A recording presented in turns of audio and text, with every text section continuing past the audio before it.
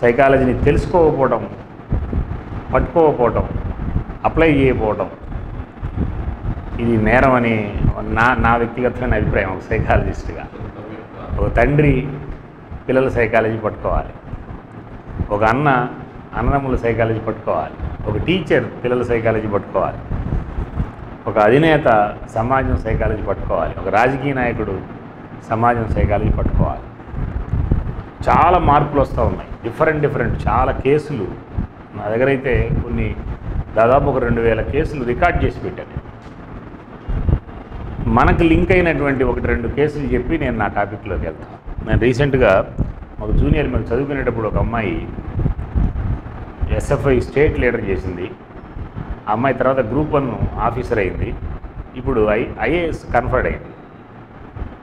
ఒక జూనియరు గుంటూరు మా దగ్గరే. వాళ్ళు చాలా పేద కుటుంబం, కష్టపడి చదువుకుంది. యూనివర్సిటీ చదివేటప్పుడు కూడా వాళ్ళు చాలా కష్టపడి ఫ్యామిలీ అంతా చదువుకుంది. ఇప్పుడు ఐఏఎస్ కన్ఫర్డ్ అయింది. భర్త కూడా ఒక మంచి పొజిషన్లో ఉన్నాడు. ఆ అమ్మాయికి 2 కొడుకులు. పెద్ద అబ్బాయి 9th క్లాసు, చిన్న అబ్బాయి 8th క్లాసు. రీసెంట్గా అమ్మాయి ఒకరోజు ఫోన్ చేసి, అన్న నా పిల్లలిద్దరితో కాస్త మాట్లాడాలి, వాళ్ళ స్కూల్కి వెళ్దామా. ఆ పిల్లలిద్దరినీ కూడా సంవత్సరానికి 5 లక్షల ఖర్చు పెట్టి ఢిల్లీ పబ్లిక్ స్కూల్ హాస్టల్లో చదివిస్తాం. హైదరాబాద్ ఢిల్లీ పబ్లిక్ స్కూల్లో పర్ ఇయర్ 5 lakhs ఫీజు. చిన్నప్పటి నుంచి దానిలో చదివిస్తుంది. 2 సెటిల్డ్ ఫ్యామిలీ, భార్యాభర్తలు 2 ఉండరు కాబట్టి దానిలో చేర్చింది. ఆ పిల్లలతో ఎక్కడో ఆ అమ్మాయికి ఒక చిన్న డిస్టర్బెన్స్ కనిపించి ఫోన్ చేసి, అన్న మా పిల్లల దగ్గరికి పోదామంటే వెళ్ళాను. నేను ఆ లోపలికి వెళ్ళాను. నేను ఈ అమ్మాయి కలెక్టరు, ఈ అమ్మాయి భర్త కూడా పోలీస్ డిపార్ట్మెంటు. ఈ అమ్మాయి వస్తుందని చెప్పి వాళ్ళే పిల్లల ముందు నీ క్లాస్ రూమ్ నుంచి తీసుకొచ్చి అక్కడ నిలబెట్టారు. ఆ పిల్లోడు బయటకు వస్తున్నాడు. డైరెక్ట్గా మాట్లాడలేము, చాలాసేపు మాట్లాడాలి పిల్లలతో. ఏదో ఒకటి ఫస్ట్ ఎట్లా కూడా పరిచయం చేసుకోవాలి కాబట్టి, ఇక్కడ ఫీజు ఎంత నాన్న నీకు, ఇక్కడ సంవత్సరానికి ఎంత ఫీజు అన్న. 5 లక్షలు. ఎంత ఖర్చు అవుతుంది అంటే ఒక 6 లక్షలు ఖర్చు అయింది సార్. సంవత్సరానికి పర్ ఇయర్ 5 lakhs 6 lakhs ఖర్చు అయింది నాకు. మా తమ్ముడికి ఒక 5-6 లక్షలు అవుతుంది. నేను వాడిని ఒక ప్రశ్న వేసా, మీ అమ్మ చదువుకునేటప్పుడు చాలా కష్టపడి పేద కుటుంబం నుంచి వచ్చింది, కష్టపడి చదువుకుంది, అయినా ఈరోజు మిమ్మల్ని లక్షలు ఖర్చు పెట్టి చదివిస్తుంది. ఒక చిన్న ప్రశ్న వేసేవాడిని సరదాగా, వాడితో నేను ర్యాపోలో పోవడానికి ఒక చిన్న ప్రశ్న వేసా, మీ అమ్మ రుణం ఎట్లా తీసుకుంటావురా అని అడిగా. ఒక్క క్షణం కూడా ఆలోచించకుండా, ఏమి తముడుకోకుండా వాడు నాకు చెప్పిన సమాధానం ఏంటంటే, నేను బాగా చదువుకొని మంచి ఆఫీసర్ని అయ్యి వెల్ స్టేజీలోకి వెళ్ళి మా అమ్మ మా నాన్నని కాస్ట్లీ ఓల్డేజ్ హోమ్లో ఉంచుతానన్నాడు. ఎదురుగానే ఉన్నారు వాళ్ళ అమ్మ నాన్న. కాస్ట్లీ ఓల్డేజ్ హోమ్లో పెడతాను సార్ మా అమ్మ మా నాన్న. కంగు తింది ఆ అమ్మాయి ఒకసారి. ఏమి తమ్ముడుకోలవాడు, వాడేమి ఆలోచించలా, ఓ డిఫరెంట్గా ఏమీ ఆలోచించలా, భయపడలా. మా అమ్మ మా నాన్నని కాస్ట్లీ ఓల్డేజ్ హోమ్ అనే పదం వాడటానికి ఎక్కడ సంశయించలా. అది నాయన చాలా స్వేచ్ఛగా, చాలా ఫ్రీగా, నేను బాగా చదువుకొని బాగా సెటిల్ అయ్యి మా అమ్మ మా నాన్నని కాస్ట్లీ ఓల్డేజ్ హోమ్లో ఉంచుతానని అన్నాడు. నేను తర్వాత వాడిని ఒక గంటన్నర తర్వాత నా ట్రాన్స్లోకి వచ్చిన తర్వాత, అసలు నీకు ఓల్డేజ్ హోమ్ ఎట్లా తెలుసురా అన్న. మా తాత నాయనమ్మ ఆడే ఉన్నారు సార్ అన్నాడు. మా తాత నాయనమ్మ ఆడే ఉన్నారు సార్ అని అన్నాడు. ఎవరి తప్పు ఇది? నేను ఇంకొక అంశం చెప్తా. రీసెంట్గా గుంటూరులో ఒక ఫేమస్ కార్పొరేట్ స్కూల్, ఓ 3rd క్లాస్ అబ్బాయి ఓ 2వ తరగతి అమ్మాయికి ఐ లవ్ యూ అని కాగితం రాసిచ్చాడు. ఓ 3rd క్లాస్ స్టూడెంట్. ఈ వైరస్, నేను ఆ స్కూల్ టీచర్స్కి, స్కూల్ హెడ్స్కి ఒక క్లాస్ చెప్పాను ఈ టెంప్టేషన్స్ మీద. నాకు వాళ్ళ స్కూల్ హెచ్ఎం ఫోన్ చేసింది. ఒక 3rd క్లాస్ అబ్బాయి, వాడికి అసలు ఐ లవ్ యూ అనే పదానికి అర్థం తెలియదు, వాడు రాశాడు. వాడు బాగా వెల్ సెటిల్డ్ ఫ్యామిలీ, బాగా ఎడ్యుకేటెడ్ ఫ్యామిలీ అబ్బాయి. ఆ అమ్మాయికి ఆ కాగితం తీసుకుంది, ఆ పిల్లకి దాని అర్థం తెలియదు. వీడు రాశాడు, వీడికి దాని అర్థం తెలియదు. ఆ పిల్లకి తీసుకున్నది, ఆ పిల్లకి కూడా అర్థం తెలియదు. ఆ పిల్ల తీసుకుంది, కానీ ఇది ఆడబడేసింది. మళ్ళీ ఆడుకుంటున్నారు వాళ్ళు. వీళ్ళిద్దరికి పాఠం చెప్తున్న పంతులమ్మకి ఇంకా పెళ్లి కాల. ఆమె చూసింది ఆ కాగితం. ఆమె శరీరంలో మార్పు వచ్చింది, ఎందుకంటే ఆమెకు అర్థం తెలుసు దాని గురించి. ఆమె బెత్తం తీసుకుంది, వాడిని వెళ్ళడంత లేవు వెదవా రాసుకెళ్ళని కొట్టిపారేసింది. నాకు ఫోన్ చేశారు, అన్న మా స్కూల్లో థర్డ్ క్లాస్కి వచ్చింది ఈ వైరస్, మీరేడో కాలేజీల్లో ఇంజనీరింగ్ కాలేజీలో చెప్తున్నారు, మా స్కూల్లో థర్డ్ క్లాస్కి వచ్చింది ఈ వైరస్, మేము ఏం చేయాలని. మీరు ఏం చేశారంటే మేమేం చేయలేదు కానీ మా టీచర్ మాత్రం వాడిని కొట్టిందన్నా అని చెప్పారు. ఆ తన్నులు తిన్న అబ్బాయిని వెంటనే పోయి కౌన్సిలింగ్ చేస్తే వాడు నా ట్రాప్లోకి రాడు, వాడు ఏడుస్తుంటాడు, పసిపిల్లడు. నేను ఆ ప్రిన్సిపల్కి చెప్పాను, మీరు వాడు జోలు ఏం పోవద్దు, ఒక వారం వదిలేసేయండి. ఈ వారం కూడా నాకు లోపల తెలుస్తుంది అసలు థర్డ్ క్లాస్ పిల్లడు ఐ లవ్ యూ రాయటువంటి ఎక్కడుంది. రీసెంట్గా మేము మిలీనియల్ యూత్ మీద ఈ 2000 సంవత్సరాల తర్వాత పుట్టిన పిల్లల మీద రీసెర్చ్ చేస్తున్నాం. ఇది ఎక్కడ ఈ పాయింట్ ఎక్కడ తగులుతుందని ఎదుగుతూ ఉన్నాం. ఒక వారం తర్వాత ఏం చేసామంటే ఒక 4-5 లేడీ సైకాలజిస్టులను తీసుకొని ఆ పిల్లోడిని ఎట్లా కొట్లా మాట్లాడి అసలు ఎక్కడ స్టార్ట్ అవుతుంది ఏందో కనుక్కుందామని పోయా నేను. ఒక చాక్లెట్లు, ఒక డబ్బా బిస్కెట్లు తీసుకొని పిల్లోడు వాడు నా ట్రాన్స్లోకి రావాలి కదా. మామూలుగా డైరెక్ట్గా పోయి ఏంది రాపోయిన వారం ఏందో ఐ లవ్ యూ రాసేవరా అంటే వాడేం చెప్పలేడు. నేను వాడి దగ్గరికి వెళ్ళి కూర్చున్నా. ఫస్ట్ పోగానే వాడు నన్ను చూశాడు, హాయ్ అంకుల్ అన్నాడు.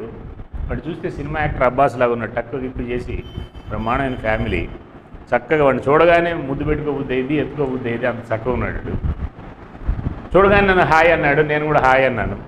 చిన్నగా వాడికి చాక్లెట్లు బిస్కెట్లు ఇచ్చి వాడిని ట్రాన్స్లో తీసుకుంటే కాసేపు మీద పీకాడు. పసిపిల్లోడు 3వ తరగతి అంటే 7 సంవత్సరాలు 8 సంవత్సరాలు. వాడిని ఎత్తుకున్నా, పైకి వచ్చాడు. ముందు అంకుల్ అన్నాడు, పైకి వచ్చాడు, ఈ బట్టతలు చూశాడు. అదే వీడి తాత అన్నాడు. సరే నీ ఇష్టం రా, వాడి ట్రాన్స్లోకి వెళ్ళడానికి నీ ఇష్టం అన్నట్టుగా వాడికి పోతే వాడు ఇక నా ట్రాన్స్లోకి వచ్చాడు. నేను ఇంక వాడిని క్వశ్చన్ చేయొచ్చు, బయటన్న మా లేడీ సైకాలజిస్ట్ని కూడా పిలిచి మొత్తం ఇంటర్వ్యూ స్టార్ట్ చేద్దాం అనుకుంటా. ట్రాన్స్లోకి వచ్చాడు అనుకునే లోపే వాడే నన్ను ఒక ఎదురు ప్రశ్న వేశాడు. తొలుస్తుంటుంది నాకు, దాదాపు ఒక 2 నెలలు అయింది ఇన్సిడెంట్ జరిగి. అప్పటి నుంచి నా మైండ్లో తొలుస్తుంటుంది. వాడు ఎదురు ప్రశ్న వేశాడు. నేను కూడా ట్రాన్స్లోకి వెళ్ళిపోయిన తర్వాత వాడికి ఇంకే ఏముండదు. ఇందాక మాస్టర్ అడిగాడు, పిల్లలకి అరలు లేకుండా మనం వాళ్ళ దగ్గరికి వెళ్తే వాళ్ళ లోపల ఉన్నాయని బయటపెడతాడు. వాడే నన్ను ఒక ఎదురు ప్రశ్న వేశాడు. అంకుల్, మా ఇంట్లో పెద్ద కలర్ టీవీ ఉంది. ఆ కలర్ టీవీలో ఒక అంకుల్ ఒక ఆంటీకి ఐ లవ్ యూ రాస్తే ఆ ఆంటీ ఏమో ముద్దు పెట్టింది, వీళ్ళేంది చావబోతున్నారు ఏందని అడిగాడు. మా ఇంట్లో కలర్ టీవీ ఉంది. ఎంత స్పష్టమైన భాష కాకపోయినా వాడు అడిగిన క్వశ్చన్ పద్ధతి అది. కలర్ టీవీ ఉంది, ఆ కలర్ టీవీలో ఒక అంకుల్ ఒక ఆంటీకి ఐ లవ్ యూ రాస్తే వాళ్ళేమో చావబోతున్నారు ఏందని అడిగాడు. ఎక్కడ మిస్టేక్ జరుగుతుంది? పిల్లల యాటిట్యూడ్ మీ అందరికీ నేను చెప్పాల్సినటువంటి ఒక అంశం ఏంటంటే, ఇప్పుడున్న పిల్లలు మిలీనియల్ యూత్ వీళ్ళకి ప్రపంచ మేధావులంతా కలిసి వీళ్ళకి ఒక పేరు పెట్టారు. 21వ శతాబ్దపు అంచుల్లో పుట్టిన వాళ్ళు వీళ్ళు. 21వ శతాబ్దపు అంచుల్లో పుట్టినటువంటి వీళ్ళ సైకాలజీ, వీళ్ళ మైండ్ సెట్, వీళ్ళు పుట్టుకతో పట్టుకుంటున్నటువంటి టెక్నాలజీ, ప్రపంచంలో కొన్ని వేల సంవత్సరాల నుంచి డెవలప్ అయినటువంటి టెక్నాలజీ, కొత్త టెక్నాలజీలో పుట్టినటువంటి తరం ఇది. దీనికి డిఫరెంట్ కల్చర్ ఉంది, దీనికి డిఫరెంట్ మైండ్ ఉంది. ఇది పట్టుకోవాల్సిందే. వాళ్ళతో నువ్వు ఘర్షణ పడితే యూ కాంట్ డూ ఎనీథింగ్. వాళ్ళతో నువ్వు గందరగోళం పడితే నువ్వు ఏమీ చేయలేవు. ఇది ఒక రకమైనటువంటి సోషల్ రిఫార్మేషనే. వాళ్ళని ఆహ్వానించాల్సిందే, వాళ్ళని పట్టుకోవాల్సిందే. వాళ్ళని ప్రశ్నించడంలో కూడా వాళ్ళని ప్రేమించకుండా ప్రశ్నిస్తే పట్టుకునేటువంటి పరిస్థితి లేదు. యాటిట్యూడ్ ఇందాక చాలా మనం చెప్తున్నాం. పిల్లల యాటిట్యూడ్, ఏ టీచర్లను కలిసినా పిల్లల యాటిట్యూడ్ మీద చాలా గందరగోళం. నేను లాస్ట్ ఇయర్ కూడా స్టేట్ ఎడ్యుకేషన్ కమిషనరేట్ సంజయారాణి ఒక ముఖ్యుల్ని కూర్చోబెట్టింది. ఆమెకి లోపల పిచ్చెక్కినప్పుడల్లా ఏదో ఒక అంశం మీద ఒక చర్చ పెడతా ఉంటుంది. ఎడ్యుకేషన్కి సంబంధించి చర్చ అయినప్పుడల్లా మమ్మల్ని కూడా పిలుస్తారు, మేము కూడా పోయి కూర్చుంటాం. ఆమె 2 సమావేశాల్లో ఒక ప్రశ్న వేసింది. ఇవాళ మారాల్సింది పిల్లల, తల్లిదండ్రుల, టీచర్ల, రాజ్యమా? ఎవరు మారాలి? గందరగోళం ఎక్కడుంది? ఇలా గందరగోళం చెత్త ఎక్కడుంది? పిల్లల్లో ఉందా, తల్లిదండ్రుల్లో ఉందా, టీచర్లో ఉందా, సమాజంలో ఉందా? ఎక్కడుంది ఈ చెత్త? ఎక్కడుంది? ఎవరు మారాలి? ఇది ఒక పెద్ద డిస్కషన్. ఇది దానిలో నుంచి పుట్టిందే అమ్మకు వందనం కార్యక్రమం కూడా. నేను అంటుంది ఏంటంటే, పిల్లల యాటిట్యూడ్ ఒక డిఫరెంట్గా ఉంటుంది. అది ప్యూర్ సైకాలజీకి రిలేటెడ్గా ఉంటుంది, దాన్ని పట్టుకోవాల్సిందే. నేను ఇంకొక ఉదాహరణ చెప్తాను. రీసెంట్గా విజయవాడలో ఒక ఫేమస్ స్కూలు టీచర్స్ వర్క్షాప్కి వెళ్ళాను నేను. నా కారు అట్లా లోపలికి పోయేలేకే నేను అబ్జర్వ్ చేసినటువంటి కేసు ఏంటంటే, ఒక ఫస్ట్ క్లాసు టీచరు ఒక 20 మందిని నిలబెట్టి బెత్తం తీసుకొని పనిష్ చేస్తుంది. ఎందుకంటే హోంవర్క్ చేయలేదని కొడుతుంది. పసిపిల్లలు వాళ్ళు, 1వ తరగతి పిల్లలు. టీచర్ కొట్టబోతుంది అనుకున్నప్పుడే టీచర్ అసలు కొట్టిద్ది అనే ఆలోచన లోపలికి రాగానే వాళ్ళలో ఏడుపు మొదలైద్ది. అవునా కాదా? పిల్లలకు ఉండే లక్షణం అది. పిల్లలందరూ దాదాపు ఒక 18 మంది నిలబడ్డారు. అందరూ అదే పత్తులో ఉన్నారు. కొట్టబోతుంది టీచరు, ఏడుస్తున్నారు, ఇదే అవుతున్నారు. గందరగోళం. పెద్దగా ఏం కొట్టట్లా, ఒక దెబ్బట్ల కొట్టి పంపిస్తూ ఉంది. ఆమె కూడా పెద్ద సీరియస్గా ఏం కొట్టట్లా. కానీ దాంట్లో నాకు ఒక పిల్లోడు కనపడ్డాడు. 16 ప్లేస్లో 15 ప్లేస్లో ఉన్నాడు. వాడు అసలు చేతులు రెండిట పెట్టి ఇటు ఏడిసి ఆమెను చూస్తున్నాడు, ఇటు ఏడిసి అమ్మాయిని చూస్తున్నాడు, అటు ఇటు చూస్తున్నాడు.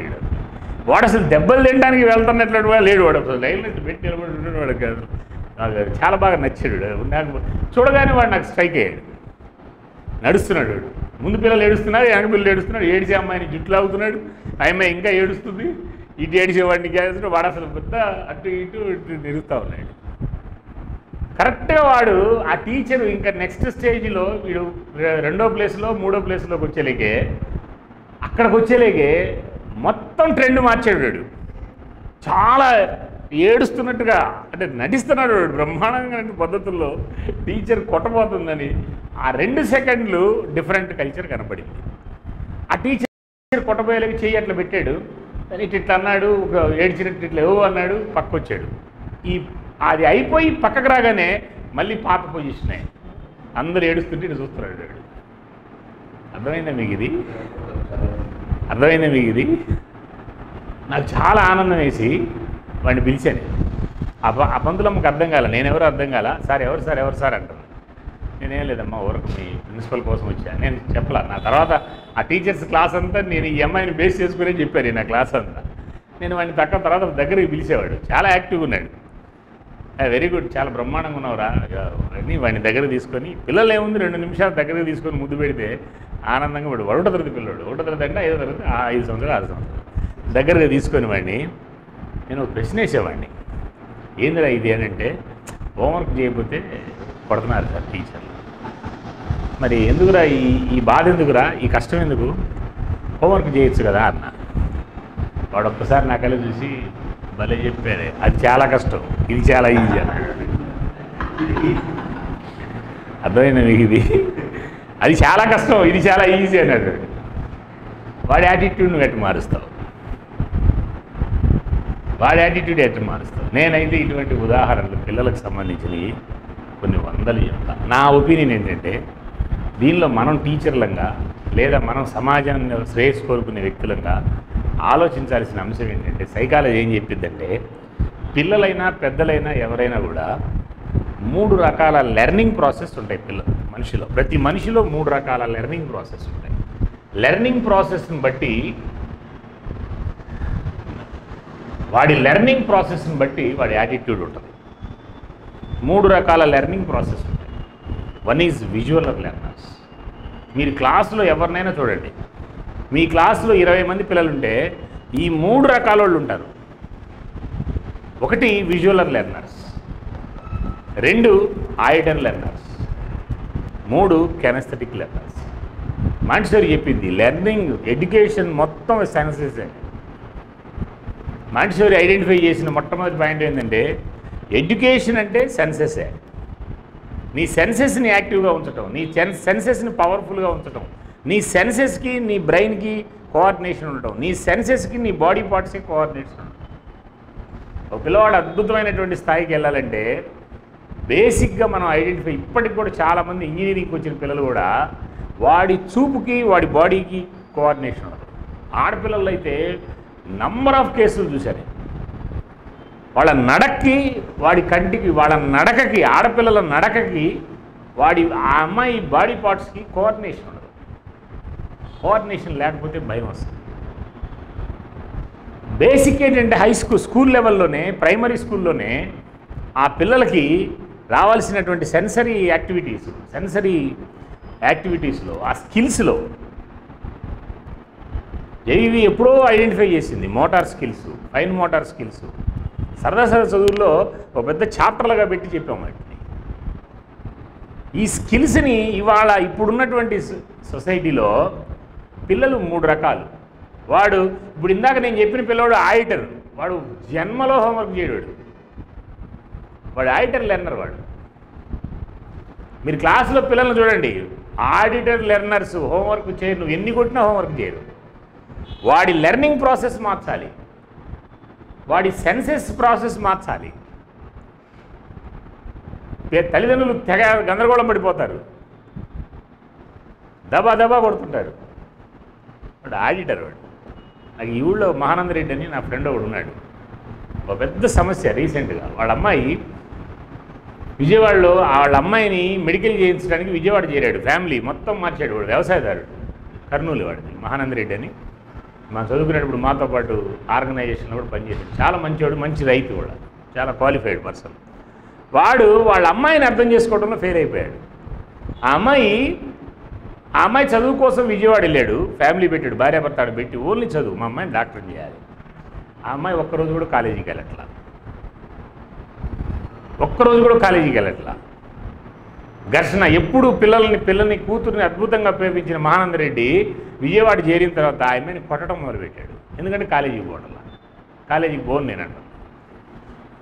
ఆ అమ్మాయి ఇంకొక అంశం ఏంటంటే, ఆ అమ్మాయి దగ్గర కరెక్ట్గా ఆదివారం రోజు వాళ్ళు నీట్ ఎగ్జామ్ పెడితే నీట్ ఎగ్జామ్ రాయడానికి మాత్రం సిన్సియర్గా కాలేజీకి వెళ్ళింది, ఎగ్జామ్ రాసింది. అక్కడ 2000 మంది పిల్లలు ఉంటే ఆ క్యాంపస్లో 2000 మందిలో టాప్ మహానంద రెడ్డి కూతురే. ఒక్కరోజు కాలేజీకి వెళ్ళదు.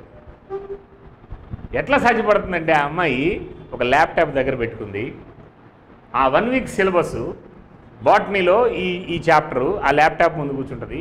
ఆ ల్యాప్టాప్లో ఇవాళ కంప్యూటర్లో ఎంత టెక్నాలజీ ఉందంటే, 6th క్లాసులో ఒక మ్యాథ్స్ చాప్టర్ ఎట్లా చెప్పాలని ల్యాప్టాప్లో యూట్యూబ్లోకి వెళ్తే దాన్ని ఎవడో కూడా ఆ పాఠం ఎక్సలెంట్గా చెప్పి దానిలో పెట్టుంటాడు. నీట్కి సంబంధించిన, ఐఐటికి సంబంధించిన చాప్టర్లు అయితే పెద్ద పెద్ద ప్రొఫెసర్లు తయారు చేసి దానిలో పెట్టారు. ఆ అమ్మాయి దాన్ని పట్టుకుంది. నాకు కూడా అర్థం కాల. 1 వీక్ రెగ్యులర్గా ఆ కాలేజీ షెడ్యూల్ తెచ్చుకుంటుంది, దాన్ని పక్కన పెట్టుకుంటుంది. అది తండ్రికి ఎక్స్ప్లెయిన్ చేయలేకపోతుంది. నేను ఈ పని చేస్తున్నానని ఏదో టీవీ ముందు కూర్చొని ఇది చేస్తుంది, ఎగ్జామ్కి వెళ్తుంది, రాస్తుంది, 600 దాడుతున్నాయి మార్కులు. కాలేజీ ప్రిన్సిపల్ ఏమంటున్నాడంటే, మహానంద రెడ్డి గారు మీ అమ్మాయి కాలేజీకి రాకపోతేనే 600 వస్తున్నాయి, మీ అమ్మాయిని రెగ్యులర్గా కాలేజీకి పంపించండి, స్టేట్ ర్యాంకర్ అయిందని అంటున్నాడు. వీడు అక్కడ ఆశపడుతున్నాడు. వీడు ఇద్దరికి తండ్రి కూతుళ్ళకి కాంట్రడిక్షన్ ఎప్పుడూ లేదు. టెన్షన్ పడుతున్నాడు. టెన్షన్ పడతా సరే కాదని వాళ్ళ మిస్సెస్ నాకు ఫోన్ చేసింది, అన్న ఈ ఎప్పుడూ లేదు పిల్లని కొడుతున్నాడు అని అంటే, నేను ఆ పిల్ల నాకు చాలా ఇష్టం. ఆ పిల్ల నేను విజయవాడ వెళ్ళా, చూస్తే నన్ను ఆ పిల్ల క్వశ్చన్ చేసింది, 2-3 క్వశ్చన్స్. ఎందుకు వెళ్ళట్లేదమ్మా అంటే, ఈ యూట్యూబ్లో చెప్పిన పాఠం చెప్పిన వాడికంటే కూడా ఒక్కడు కూడా దమ్మున్న టీచర్ అక్కడ లేడు. నేను కాలేజీకి పోతే పాఠం నాకు అర్థం కావట్లే. అక్కడ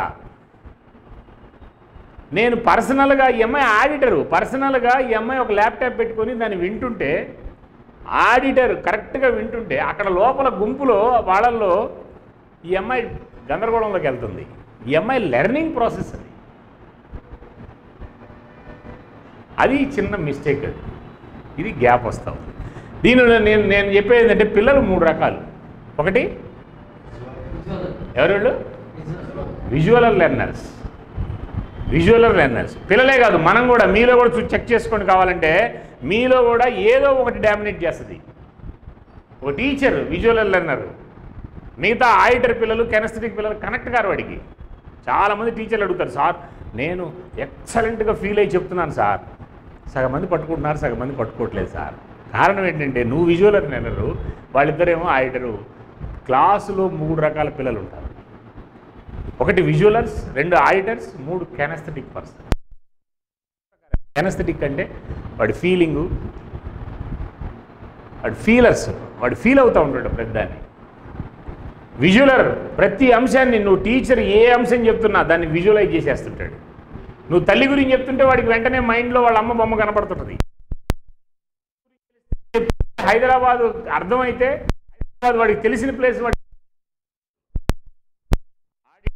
వాడి నువ్వు ఏది చెప్తుంటే నీ సౌండ్ అది పట్టుకుంటూ ఉంటాడు. కెనెస్థెటిక్ పర్సన్స్. వీళ్ళ లక్షణాలు 2-3 లక్షణాలు మీకు మేము రీసెర్చ్ చేసిన లక్షణాలు స్కూళ్ళల్లో కొన్ని మీతో డిస్కషన్ చేస్తాం. మీరు కూడా మీరు సీనియారిటీ దీనిలో విజువలర్ క్లాసులో విజువలర్ పిల్లలు వీళ్ళు చాలా పవర్ఫుల్ పిల్లలు. ఆడిటర్స్కి కెనెస్ట్రిక్ ఒక ఆడిటర్కి విజువలర్ లక్షణాలు కనుక నువ్వు అటాచ్ చేస్తే విజువలర్ లక్షణాలు కనుక వచ్చేటట్టు చేయగలిగితే వీడు కలెక్టర్ అవుతాడు. వీడు ఆడిటర్ వీడు ఎక్సలెంట్గా మాట్లాడతాడు. మీ అన్న పాట పాడుతుంటే వెంటనే అట్రాక్ట్ అయ్యే పిల్లలు వాడు ఆడిటర్స్. వాళ్ళకి సౌండ్ అంటే ఇష్టం, వాళ్ళకి భాష అంటే ఇష్టం. అందుకని మేమేం చెప్తామంటే సైకాలజిస్టులు ఇంకా టీచర్ అనేవాడు ఈ 3 లక్షణాలు ఉండాలి వాడికి. విజువలర్ నువ్వు చెప్పేదాన్ని చూపించాలి వాడి క్లాసులో, వాడికి నీ భాషలో చూపించాలి. నువ్వు హైదరాబాద్ గురించి చెప్తున్నావు, హైదరాబాద్ వర్ణనలో నువ్వు కరెక్ట్గా చూపించగలగాలి, దాని సౌండ్ వినిపించగలగాలి. హైదరాబాద్ అనే సౌండ్ని కరెక్ట్గా వాడి మైండ్లోకి వెళ్ళేటట్టు చేయాలి, ఫీల్ అయ్యేటట్టు చేయాలి. హైదరాబాద్లో ఏమున్నాయో ఏమి లేవో వాడు ఫీల్ అయ్యేటట్టు చేయాలి. టీచర్కి ఈ 3 లక్షణాలు ఉండాలి. టీచర్ విజువలర్ లక్షణాలు అయితే వీడు ఆడిటర్ని దగ్గర కూడా రానిడు. టీచర్ ఆడిటర్ అయితే ఇక పిల్లలు గందరగోళం పడిపోతారు. టీచర్ ఆడిటర్ అయితే వీడికి అసలు హోంవర్క్ ఇంట్రెస్ట్ ఉండదు, హోంవర్క్ చేయమని అడగడు ఎప్పుడు కూడా. టీచర్ కెనెస్థెటిక్ అయితే వాడు ఎప్పుడు చదువుకొని ఉంటాడు, రాస్తూ ఉంటుంటాడు, దాన్ని చెడుపుతూ ఉంటుంటాడు. టీచరు పిల్లవాడికి కోఆర్డినేషన్ రావాలంటే ఈ లెర్నింగ్ ప్రాసెస్ టీచర్ అయితే 3 పట్టుకోవాలి, పిల్లలు ఏదో ఒకటి పట్టుకుంటారు. చిన్న పిల్లలోనే చూడండి మీరు, వాళ్ళు చిన్న పిల్లలు 1వ తరగతి పిల్లలు, 2వ తరగతి పిల్లలు, 5వ తరగతి పిల్లలు క్లాస్కి నీట్గా వస్తాడు. వాడు డ్రెస్ గీస్తూ నీట్గా వేసుకొని పుస్తకాలు తీసుకొని సర్దుకొని నీట్గా వస్తాడు. అంత పేదకు వాడి దగ్గర 2 జతలు ఉన్నా దాన్ని నీట్గా పెట్టుకొని వస్తాడు. వాడు విజువలర్. వాడు పక్కన ఎవడన్నా చండాలంగా ఉన్నామండి దగ్గర కూడా కూర్చోడు, వాడు విజువలర్. క్లాస్ రూమ్లో నీ ఇష్టం వచ్చినట్టు కూర్చోమంటే ముందు బెంచీలోకి వచ్చి కూర్చునే పిల్లలు విజువలర్స్. ఫస్ట్ బెంచీలో కూర్చుంటారు వాళ్ళు వెనక బెంచీలో కూర్చోడానికి ఇష్టపడరు. ఆడిటర్స్ మధ్య బెంచీలో కూర్చుంటారు, మధ్యలో ఉంటారు. మొత్తం దేశాన్ని పరిశీలిస్తుంటారు ఆడిటర్స్. నువ్వు ఒక రైమ్ చెప్తే, ఒక పాఠం చెప్తే వెంటనే ఆన్సర్ చెప్పాలంటే లెక్క ఒకటేసి దీనికి ఆన్సర్ ఎవరు చెప్తారంటే ఆడిటర్. వాడికి అర్థమైతే వెంటనే లేస్తాడు, ఒక్క సెకండ్ కూడా ఆగడు. వాడు టక్కన లేచి సమాధానం చెప్తున్నాడు. ఫీలర్స్ ఇక లాస్ట్ వీళ్ళు పుస్తకాలు నువ్వు హోంవర్క్ ఇవ్వు, ఇంటికి పోతారు. వాళ్ళ అమ్మాయి ఏదైనా పని చెప్తుండే ఉండు మమ్మీ కాసేపు హోంవర్క్ చేయాలి, ముందు హోంవర్క్ అంతా నీట్గా చేస్తాడు. వీడు హోంవర్క్ రాయటం పిచ్చి వాడికి. నువ్వు ఎన్ని పేజీలు హోంవర్క్ అని నువ్వు ఎన్ని పేజీలు అని చెప్పు, వాడు రాస్తూ ఉంటాడు. వాడు కెనెస్థెటిక్ పర్సన్. పిల్లలు ఖచ్చితంగా 3 రకాలు ఉంటారు, మనుషులు కూడా 3 రకాలు. మీ ఇంట్లో 4 ఉంటే భర్త ఆడిటరు, భార్య విజువలరు, ఈమె ఎప్పుడు నీట్గా పెట్టిద్ది. భర్త ఆడిటరు, వీడికి అసలు నీట్నెస్ లెక్క కూడా చేయడు. ఇంటికి వస్తాడు, బూట్ ఇసిరేస్తాడు, కేర్లెస్ కూర్చుంటాడు. ఈమెమో విజువలరు, భార్య ఏమో ఆడిటరు. ఆమెమో విజువలరు, భర్త ఏమో ఆడిటరు. చచ్చారే ఇంట్లో, రోజు గోలే. ఆమెమో అన్నీ నీట్గా పెట్టింది. తల్లి విజువలరు, కొడుకు ఆడిటరు. వాడు కేర్లెస్గా వస్తాడు, ఇంటికి ఇసిరేస్తాడు, దేని పక్కన ఇసిరేస్తుంటాడు. తల్లి కొడుకులు తగాద వస్తుంటుంది, తల్లి కూతురు తగాద వస్తుంది. Learning process most powerful. ఇవాళ యూట్యూబ్లో VAK అని కొడితే మీకు నంబర్ ఆఫ్ వీడియోస్ వస్తాయి. VAK సిస్టమ్, విజువలర్స్ ఎట్లా ఉంటారు, వాళ్ళ లక్షణాలు ఏంటి, ఇంకా లోతుకెళ్ళి స్టడీ చేయండి. టీచర్ అనేవాడు పిల్లల లెర్నింగ్ ప్రాసెస్ని పట్టుకోవాలి. లెర్నింగ్ ప్రాసెస్ ద్వారానే పిల్లలు వాళ్ళ చేంజెస్ వస్తాయి. వాళ్ళ లెర్నింగ్ ప్రాసెస్ ద్వారానే వీడు ఆడిటర్ అనే పిల్లవాడిని వాడికి విజువలర్ లక్షణాలు నేర్పడానికి కొన్ని ఎక్సర్సైజులు ఉన్నాయి. విజువలర్కి విజువలర్ ఎంత ఎక్సలెంట్ మనిషి అయినా కూడా ఎక్కువ సక్సెస్ అయ్యే పిల్లలు ఎవరంటే విజువలర్సే. ఎక్కువ సక్సెస్ అయ్యే పిల్లలు విజువలర్స్. ఈ విజువలర్ పిల్లలకి నువ్వు ఆడిటర్ లక్షణాలు మాట్లాడటం నేర్పితే భాషకు సంబంధించింది ఒక్కటి నువ్వు ట్రైనింగ్ ఇస్తే వీడు చాలా పవర్ఫుల్గా తయారైపోతాడు విజువలర్. వీడికి ఇది లేకపోతే వీడి దగ్గర ఎంత సబ్జెక్ట్ ఉన్నా లోపల పెట్టుకొని ఉంటాడు. వీడు మా క్లాస్మేట్ ఒకడు ఉన్నాడు, వాడు గోల్డ్ మెడలిస్టు మ్యాథమెటిక్స్. మేము వాడి దగ్గర కరెక్ట్గా మేము అప్పుడు స్టూడెంట్ మూమెంట్లో తిరుగుతా పెద్ద చదివేవాళ్ళం కాదు యూనివర్సిటీలో. కరెక్ట్గా ఎల్లుండి పరీక్షనగా ఒక 2 రోజుల ముందు పరీక్షనగా వాడి దగ్గర కూర్చోబెట్టుకొని వాడు ఎక్సలెంట్ సబ్జెక్ట్ ఉన్నాడు మ్యాథమెటిక్స్లో, gold medalist, university gold medalist, ఎప్పుడు 40 సంవత్సరాల క్రితం.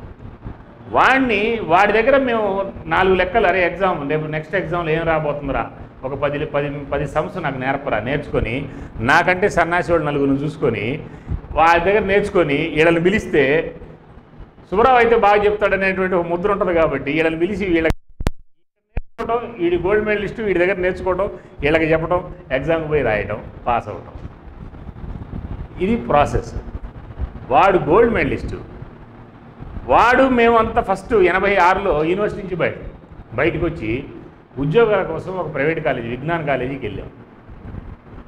వాడు విజువలరు, బ్రహ్మాండమైన సబ్జెక్ట్ ఉన్నాడు, కానీ ఆడిటర్ లక్షణాలు 0 వాడికి. వీడు తెలియగలడు, వీడే ఫస్ట్ సెలెక్ట్ అవుతాడు. మేము 12 మంది పోయాం, వీడే సెలెక్ట్ అవుతాడు, మనం ముందు పోయడం ఎందుకురా, వీడినే లోపలికి పంపిస్తే పోయిద్దని పంపిస్తే ఒక ఇంటర్మీడియట్ క్లాస్ ఆడపిల్లల క్లాసు పంపించాడు రత్తయ్య గారు. వీడు లోపలికి వెళ్ళి 5 నిమిషాల్లో బయటకు వచ్చి, అక్కడ దయ్యాలు ఉన్నాయిరా బాబు, క్లాసులు పాట వేడి చెప్తావురా బాబు అన్నాడు. ఏందిరా అంటే, వీడు లోపలికి వెళ్ళేటప్పుడు సన్నగా ఉండేవాడు, టక్ చేసి లోపలికి వెళ్ళాడు. ఒక అమ్మాయి తలకాయ దించుకొని ఒక పిల్ల చెంచా కనలేదు నీకెందుకు టక్ అందంట. వీడి సబ్జెక్ట్ మొత్తం ఎడిపోయిందో, ఇంకా చెంచా కనలేదు నీకెందుకు టక్ అనేలేకే వీడి మైండ్ అంతా బ్లాక్ అయిపోయి మొత్తం అటు ఇటు చూసి వాళ్ళని చూసి ఎవరన్నారో అర్థం కాదు, చూస్తే ఆడపిల్లలు మొత్తం ఏం మాడో అర్థం కాక మొత్తం బ్లాక్ అయిపోయి బయటకు వచ్చాడు. ఇప్పటికి కూడా వాడు ఎస్జిటి టీచరే, బికాజ్ ఆఫ్ ఆడిటర్ లక్షణాలు లేకపోవడం. ఇప్పటికి కూడా తర్వాత బీఈడీ చేశాడు, ఎస్జిటి టీచర్. ఇప్పటికి కూడా చెడ్డీలు లేని పిల్లలకు పాఠాలు చదువుతున్నాడు. Gold medalist, university gold medalist. ఇదే విజువల్కి వాడికి ఆడిటర్ లక్షణాలు, మాకు ఇంత టెక్నాలజీ వాడికి పట్టుకోలేకపోయాడు. నేనైతే కొన్ని 100 ఉదాహరణలు చెప్తాను. అందుకని ఇవాళ పిల్లలకి లెర్నింగ్ ప్రాసెస్లో పిల్లలు వాళ్ళ యాటిట్యూడ్ మార్చడానికి వాడి లెర్నింగ్ ప్రాసెస్ కొంచెం మారిస్తే వాడి యాటిట్యూడ్ మారిపోతుంది. వాడు విజువలరు, వాడికి ఆడిటర్ లక్షణాలు రావాలి, వాడికి ఇంట్రెస్ట్ ఉండదు అవి. కానీ చిన్న ఆడిటర్ లక్షణాలు రావాలంటే టీచర్ దగ్గర ఆడిటర్ లక్షణాలు ఉంటే పిల్లల్ని గొప్పగా వాళ్ళని ఆడిటర్స్గా తయారు చేయగలుగుతారు. అందుకని సైకాలజీ చెప్పేటువంటి ఏకైక అంశం ఏంటంటే, పర్టికులర్గా టీచర్స్, నాట్ ఓన్లీ ఈ టీచర్స్ కనుక ఈ 3 లక్షణాలు. కొంతమంది టీచర్లు పాఠం చెప్తారు, మీరు చూస్తూ ఉంటారు, చాలామంది టీచర్లు పాఠం చెప్తుంటే క్లాస్ మొత్తం తన్మయం అయి చూస్తుంటారు. మీరు ఆ పాఠంలో చూడండి 3 రకాల, మీకు అందరికీ తెలిసిన బ్రహ్మారెడ్డి గారి ఉపన్యాసం ఒక గంట సేపు వినండి, ఈ 3 అప్లై చేస్తాడు అతను. ఆ ఉపన్యాసంలో ఒక అంశం గురించి చెప్పేటప్పుడు దాన్ని అద్భుతంగా చూపించినట్టుగా చెప్తాడు, దాని పవర్ఫుల్ ఆడియో వస్తుంది, దాన్ని ఫీల్ అయ్యేటట్టు చేస్తాడు. ఈ 3 ఉంటేనే ఏదైనా సక్సెస్ అయింది. టీచర్కి కూడా అది ఉండాలి, లెర్నింగ్ ప్రాసెస్లో అది ఉండాలి, వాడి యాటిట్యూడ్ మారాలంటే అది ఉండాలి, వాడి బిహేవియర్ మారాలంటే ఖచ్చితంగా వాడి లెర్నింగ్ ప్రాసెస్ 3 తెలియాలి. ఏందో మీకు అర్థమై ఉంటే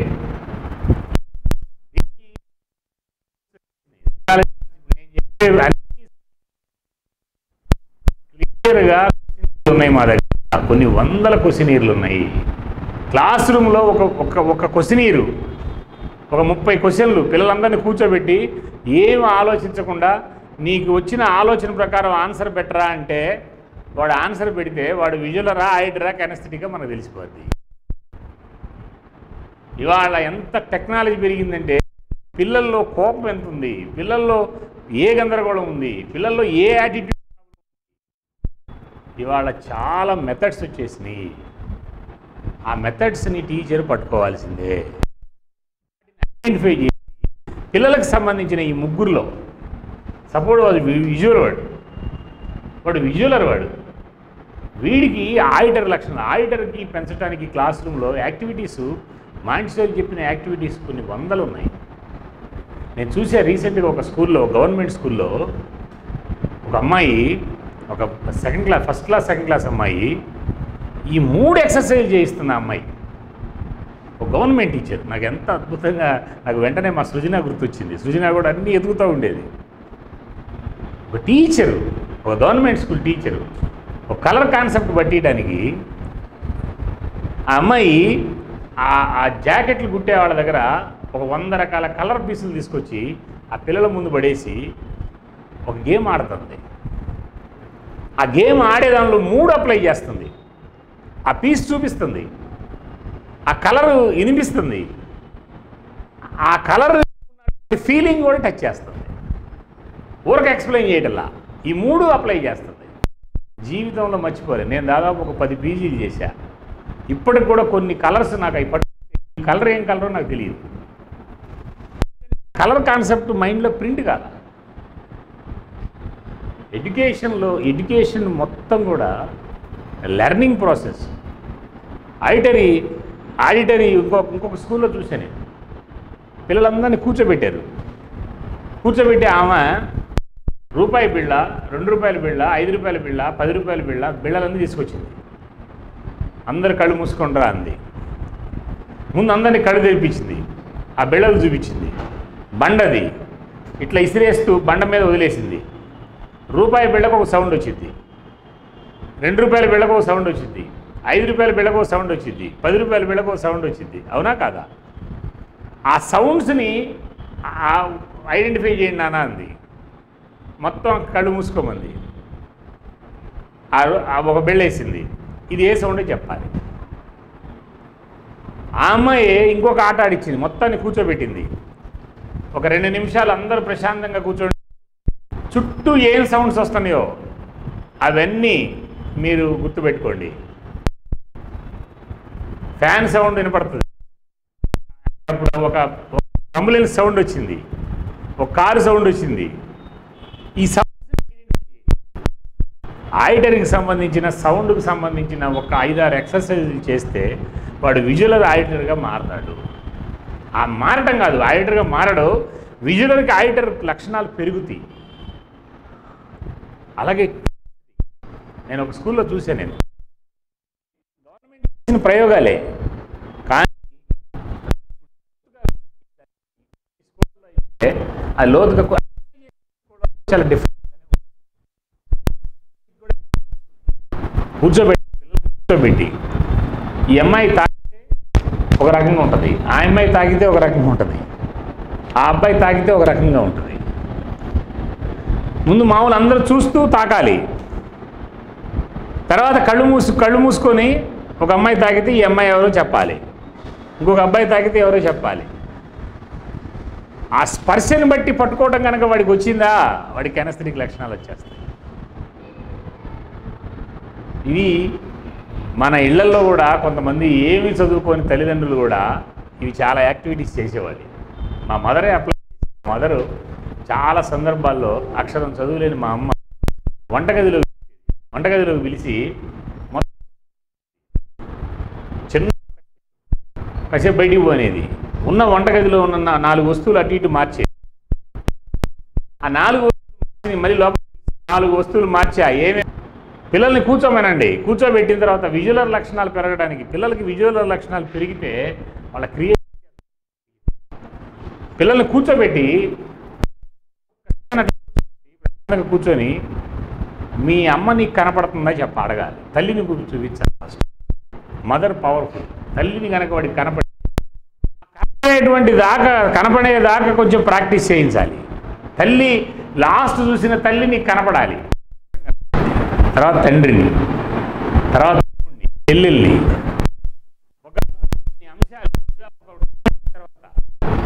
స్కూల్ ఉంది, తల్లి అడగటం ఈ స్కూల్ మొత్తం కనపడుతుందా, మీ మాస్టర్ కనపడుతున్నాడా? విజువల్ లక్షణాలు పెంచడం చాలా తేలిక.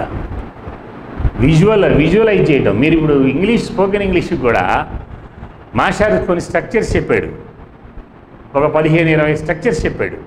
ఆ స్ట్రక్చర్స్ అన్నీ ఒక పేజ్ మీద రాయండి, ఆ స్ట్రక్చర్స్ ప్రింట్ చేయండి మైండ్లో.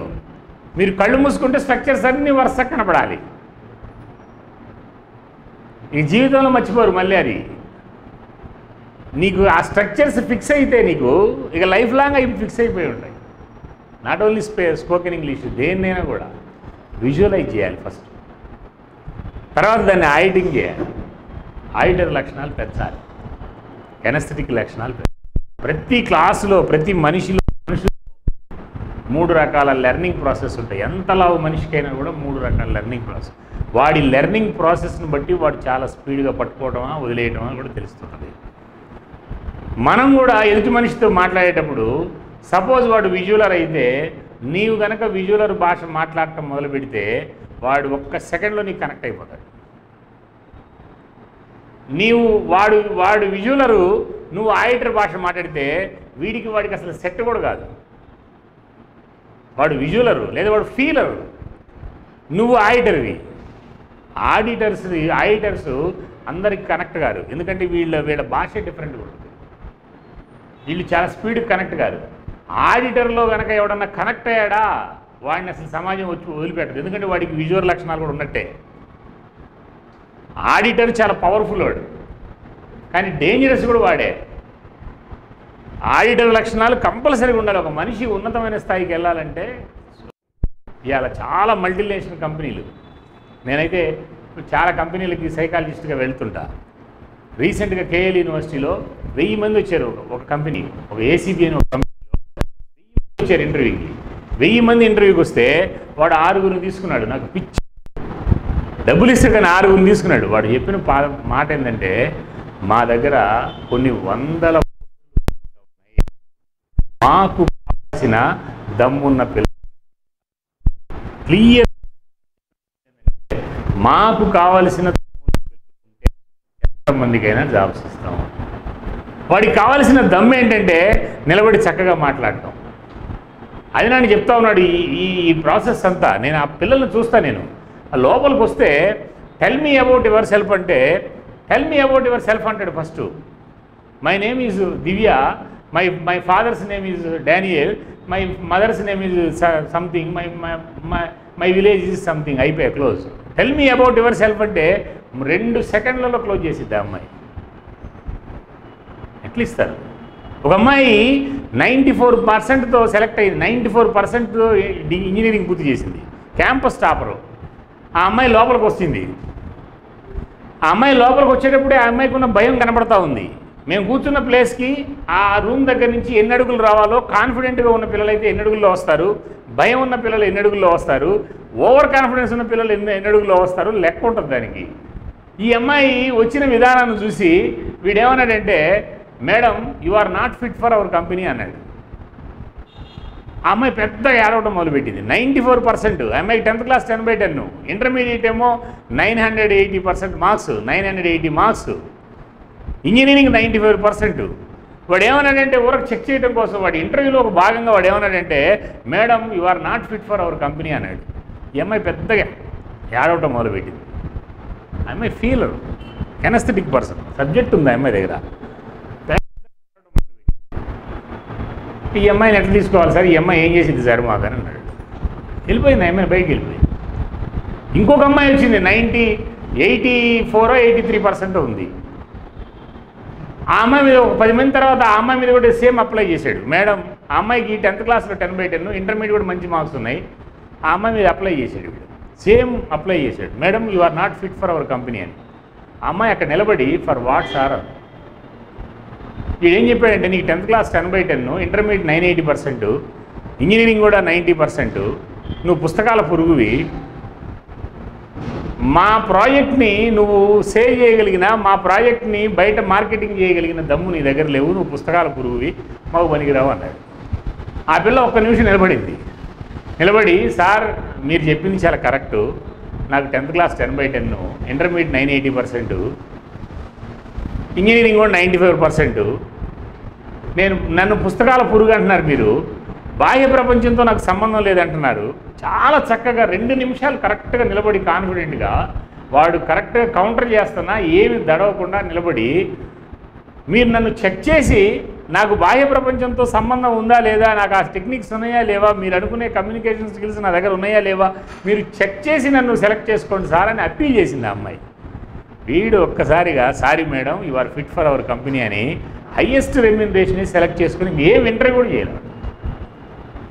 ఇవాళ పిల్లల్లో చూస్తుంది ఏంటంటే, ఏ ఫరమ్స్ అయినా, ఏ సమాజమైనా మనిషిలో చూసేది ఏంటంటే వాడికి ఉన్న దమ్మే, వాడికి ఉన్న లెర్నింగ్ కెపాసిటీయే, వాడికి ఉన్న స్పష్టతే.